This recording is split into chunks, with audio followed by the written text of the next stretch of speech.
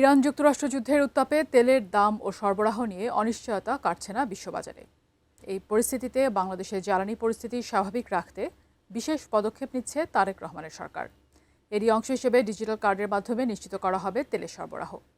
প্রশ্ন হচ্ছে, কিভাবে এই কার্ডের মাধ্যমে তেল নেওয়া যাবে? বিস্তারিত জানাচ্ছেন তৌফিকুল ইসলাম আশিক। মধ্যপ্রাচ্যের সংঘাত দীর্ঘস্থায়ী হওয়ায় বিশ্ববাজারে কমেছে জ্বালানি সরবরাহ, সাথে সাথে বেড়েছে দামও, যার প্রভাব পড়েছে বাংলাদেশেও। এমন পরিস্থিতিতে তেলের অপচয় ও অবৈধ মজুত রোধে সরকার সব ধরনের যানবাহনের জন্য ফুয়েল কার্ড চালুর চিন্তাভাবনা করছে। যুদ্ধ পরিস্থিতি বিবেচনায় নিয়ে এই ডিজিটাল কার্ড দিয়ে নিয়ন্ত্রিতভাবে তেল বিতরণ করা সম্ভব, এমন প্রত্যাশাই দিয়েছে জ্বালানি বিভাগ। এই পদ্ধতিতে একটি বিশেষ পেমেন্ট কার্ড বা ফ্লিট কার্ড থাকবে, যা অনেকটা ডেবিট বা ক্রেডিট কার্ডের মতো। তবে এতে থাকবে একটি ইউনিক কিউআর কোড। প্রতিটি কার্ড নির্দিষ্ট গাড়ি এবং মালিকের এনআইডির সাথে যুক্ত থাকবে। পাম্পে গেলে কেবল এই কোড স্ক্যান করেই তেল সংগ্রহ করা যাবে।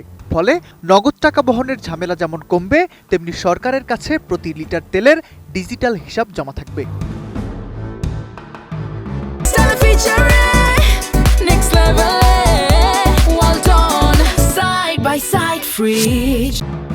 ফুয়েল কার্ডের সবচেয়ে বড় সুবিধা হলো খরচ নিয়ন্ত্রণ।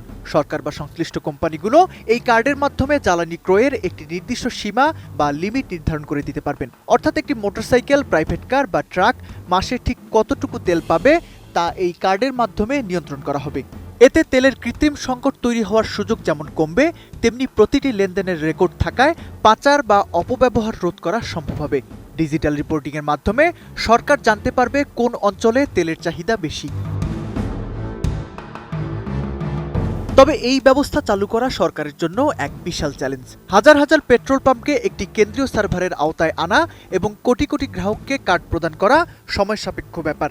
জ্বালানি বিভাগ বলছে এটি পুরোপুরি চালু হতে আরও কিছুটা সময় লাগবে।